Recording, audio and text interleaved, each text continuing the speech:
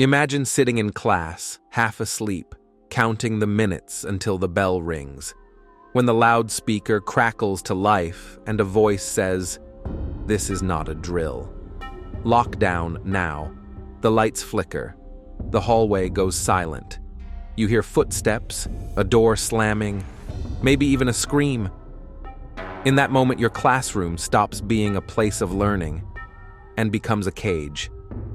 Tonight, we'll relive 3 terrifying true school stories that prove some of the scariest moments don't happen in haunted houses. They happen in hallways, classrooms, and locker rooms where we once felt safe. It started like any other dull Tuesday morning, the kind where the fluorescent lights hum too loud and the ticking clock becomes the only sound you really hear. Our regular history teacher was out sick, and a substitute had taken her place. A tall, pale man in his mid-40s with a faded tie and eyes that didn't seem to blink enough. From the moment he walked in, the room felt off. He didn't introduce himself, didn't smile, just wrote the word silence across the board in big, uneven letters and sat at the teacher's desk. His movements were mechanical, deliberate, almost rehearsed. We exchanged nervous glances, the kind you share when something feels wrong but no one wants to say it out loud. At first, we thought he was just strict. But then he started watching us, really watching us. Every time someone coughed, whispered, or even shifted in their chair, his gaze would snap toward them. His eyes had this sharp, glassy focus that made your stomach twist. Halfway through class, the fire alarm went off. Normally, we'd cheer, ready for a few minutes of fresh air. But before anyone could stand, the substitute slammed the door shut. "No one leaves," he said. His voice was calm, but there was a strange excitement behind it, like someone holding back a laugh at the wrong moment. We froze. The hallway outside was chaos, students shouting, alarms blaring, but inside, everything went silent except for his breathing. He started pacing up and down the aisles, mumbling something under his breath. I could only make out fragments. They won't take it again. Not this time. A girl in the front row quietly reached for her phone under the desk. He saw her reflection in the window and moved faster than I thought possible. He snatched the phone from her hand, gripping it so tight his knuckles turned white. "No calls," he hissed. "They'll hear us." That's when the banging started, heavy, rhythmic, coming from the hallway. A man's voice shouted, "Open the door!" The substitute froze. His eyes darted toward the sound, then back to us. "It's too late," he whispered. "Too late." The door burst open moments later. Security rushed in, followed by the principal. The substitute didn't resist. He just stood there, shaking, tears running down his face. One of the officers grabbed his backpack, and inside, they found a large kitchen knife wrapped in a torn map of the school. He wasn't a substitute at all. He was a former teacher who had been fired years earlier for threatening staff after a breakdown. He'd used an old ID badge to get inside. The fire alarm had been pulled by a student in another hall, pure coincidence that saved our lives. The school shut down for the rest of the week. Every hallway, every classroom felt different after that. Colder, emptier.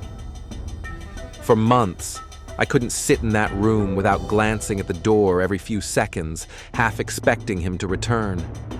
Even now, when the alarm rings, a small part of me freezes. Not because of the sound, but because I'll always remember the look in his eyes. A mix of regret, anger, and something darker. Something that didn't belong in a classroom at all. It was late October, the kind of night when the fog rolls in thick and heavy, wrapping the town in silence.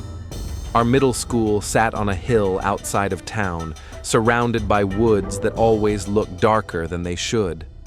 That night, at exactly 9:13 p.m., the local 911 dispatch center received a call.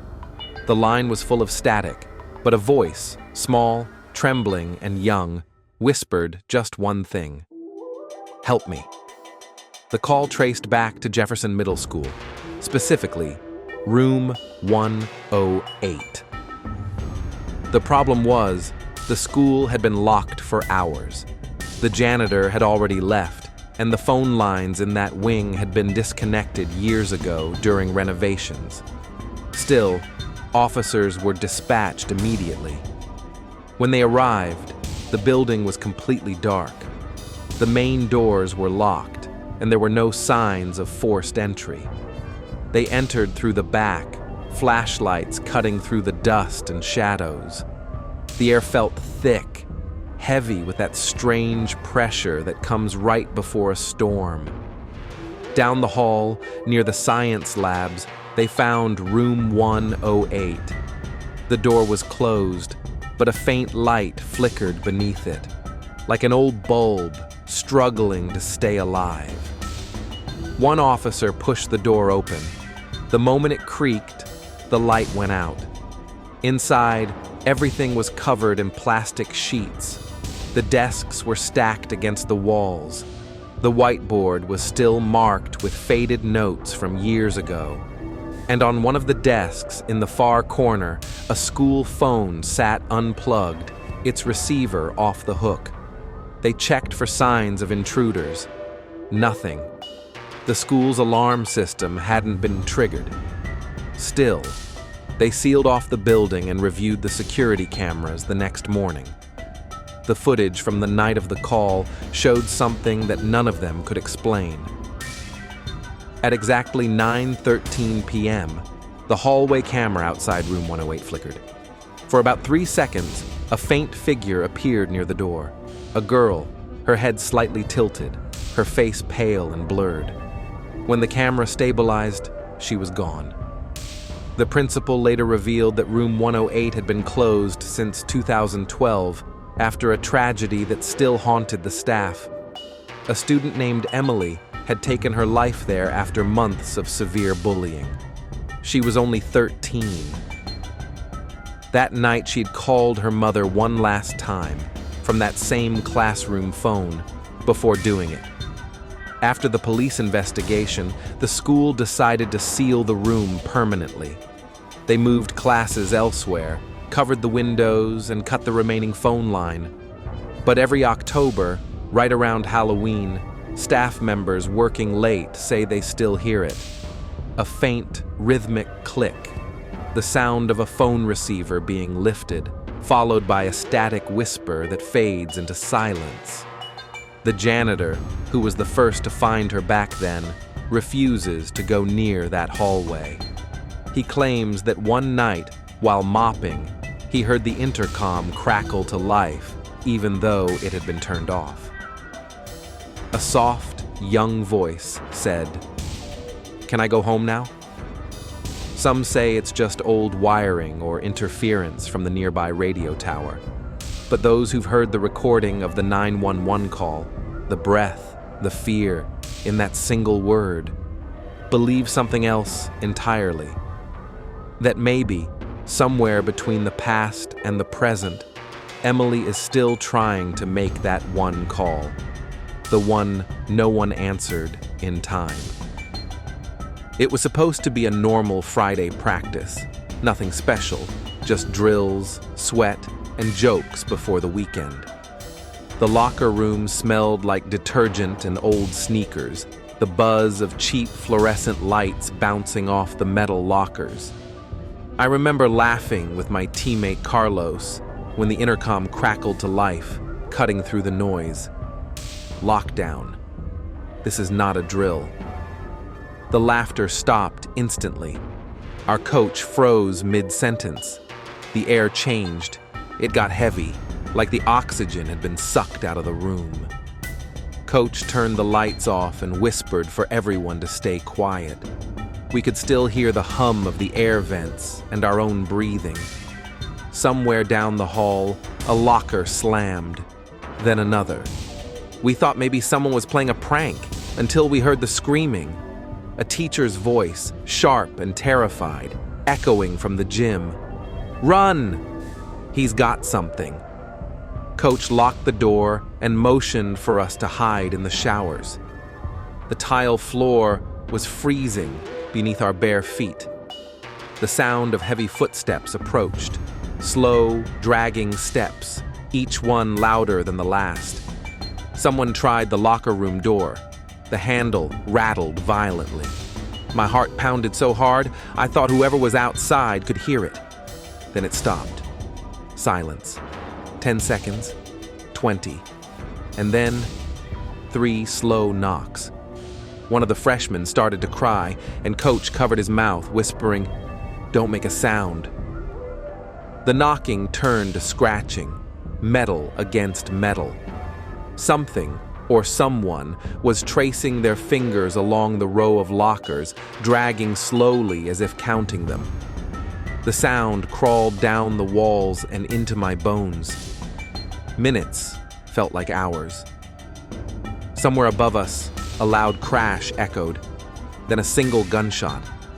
We flinched, huddling closer. Coach whispered a prayer under his breath. The silence that followed was worse than the noise, thick, suffocating, endless. Finally, the hallway filled with voices, police shouting commands, the clatter of boots. The door burst open, and the flood of light was blinding. They told us to stay put. When they let us out, the gym looked like a war zone. Benches overturned, a window shattered, and blood smeared across the exit door. The man they arrested had escaped from a nearby psychiatric facility earlier that day. He'd broken into the school through a maintenance door, armed with a metal bar and something that looked like a homemade weapon. They said he hadn't meant to hurt anyone. He was confused, according to the report.